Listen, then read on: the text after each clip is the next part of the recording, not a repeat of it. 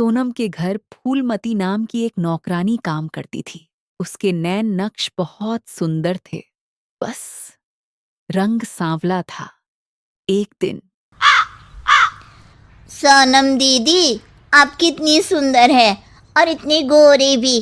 काश मैं आपके जैसी गोरी होती। अरे लेकिन देख ना कितनी मोटी हूं मैं। मुझे तो पड़ोस की रानी अच्छी लगती है। देखने में गोरी, नैन नक्श अच्छे और दुबली भी कितनी सुंदर लगती है। फूलमती के मन में सोनम की बात घर कर जाती है। वह सोचती है कि उसे नहीं पता था कि सोनम को भी अपने से शिकायत होगी। अरे फूलमती, ये क्या किया? सब्जी में इतना तेल। वैसे भी मैं इतनी मोटी हूँ, ये खाना खाकर तो कभी जिंदगी में पतली नहीं हो पाऊंगी।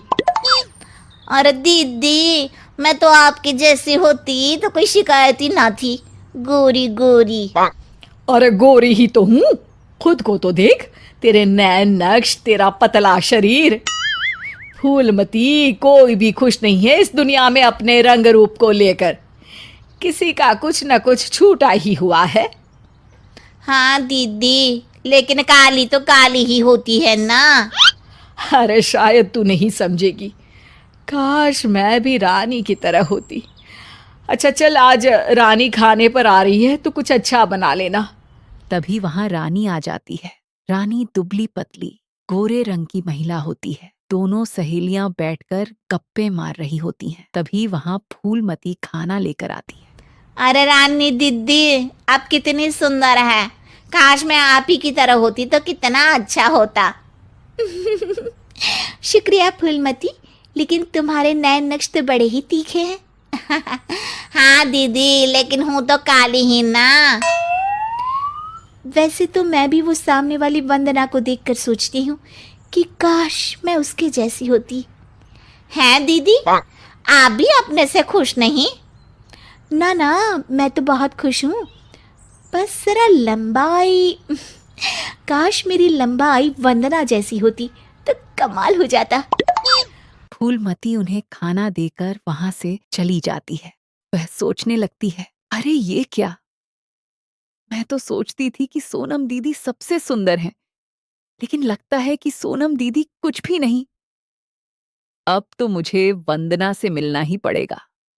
एक दिन मौका देखकर फूलमती वंदना के घर जाती है और उसके घर की डोरबेल बजाती है। हाँ बोलो, क्या काम है? मैं ना एक काम वाली हूँ और घरों में काम करती हूँ। क्या आपको किसी नौकरानी की ज़रूरत है? हाँ हाँ, ज़रूरत तो है, लेकिन सिर्फ झाड़ू के लिए। वो क्या है कि पोछा मैं खुद लगाती हूँ, जिससे मेरी फिगर मेंटेन रहती है। दीदी, एक बात बोलूं, आप कितनी परफेक्ट हैं। मतलब आप में तो कोई कमी ही नहीं है। सुंदर शरीर, लंबी हाइट, गोरा रंग। काश ना दीदी मैं आपके जैसी होती। शुक्रिया, लेकिन मैं भी परफेक्ट नहीं हूँ। ओह, ये क्या दीदी, आप क्या बोल रही हैं? ऊपर वाले ने तो आप में कोई कमी रखी ही नहीं है। अरे तू उस दीपिका को जानती हो ना? कैसी बात कर रही हो दीदी? वो कहानी हर घर की हीरोइन ना? हाँ हाँ वही। उसकी त्वचा देखी है, कैसी दमकती चमकती, और कमर तो कितनी पतली है, हाय। पर दीदी, वो तो हीरोइन है, हीरोइन। वो तो पैदा ही ऐसी हुई होगी। हाँ वही तो, उसको तो भगवान ही ऐसा बनाया होगा, सुंदर, चमकता और दमकता। वह सोचने लगती है, अरे यह क्या? कोई भी खुद से खुश नहीं है। हर किसी को किसी और जैसा दिखने की चाह है। अब तो किसी न किसी तरह दीपिका से मिलना ही पड़ेगा। लेकिन कैसे? फूलमती एक दिन दीपिका के घर जाती है, जहां उसका बॉडीगार्ड दरवाजा खोलता है। कौन हो तुम और यहाँ क्यों आई हो? मैं ना मैडम से मिलने आई हूँ, कोई बात करनी थी। अरे चलो चलो यहाँ से, ये कोई धर्मशाला नहीं है जो बात करने के लिए आ गई मैडम से। तभी वहां दीपिका आ जाती है। अरे भैया, आने दो, फैन होगी मेरी।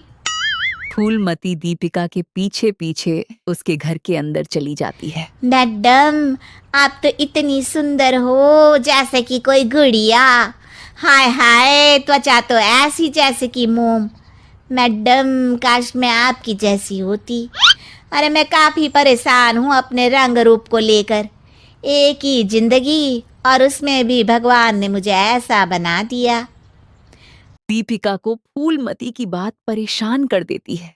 वह उसे पास बिठाती है और कहती है, देखो, मैं भले ही सुंदर हूँ, लेकिन उसे बरकरार रखने के लिए मुझे बहुत मेहनत करनी पड़ती है। मतलब मेहनत क्यों और कैसे? मैं खाने पीने में हर वो चीज़ नहीं खा सकती जो तुम खा सकती हो।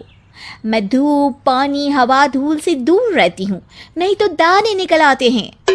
ना जी ना मैडम, मैं तो सारा दिन घूमूं हूँ। बारिश में भीगना तो मुझे बहुत ही अच्छा लगे है। अरे महंगी महंगी क्रीम पाउडर जिस दिन मैं लगाना छोड़ दूँ ना, तो देखो कैसी बुढ़िया सी शक्ल हो जाएगी मेरी। अरे मेरे ये सुंदर होठ, ये तो मैंने सर्जरी से करवाए हैं, जिसका मुझे बहुत ज़्यादा ख्याल रखना पड़ता है। दीपिका की बात सुनकर फूलमती वहां से निकल पड़ती है। वापस आकर वह सोनम के पास जाती है और काम करने लग जाती है। अरे फूलमती, क्या हुआ? आज बड़ी खुश लग रही है। हमेशा तो परेशान सी रहती थी, अब किसके जैसा लगने की चाह है? किसी की तरह नहीं दीदी, भगवान ने तो मुझे बहुत ही अच्छा बनाया है। मेरे जैसे नैन, नक्श और काया हर किसी को नहीं मिलती। मुझे ना तो कोई महंगी क्रीम लगानी पड़ती है और ना ही खाने पीने में कोई परहेज करना पड़ता है। मौसम कोई भी हो, मैं तो पूरे मजे लेती हूँ। ना धूल से प्रॉब्लम और ना ही डॉक्टर के चक्कर। तो दीदी, मैं तो अब खुशी रहूँगी ना।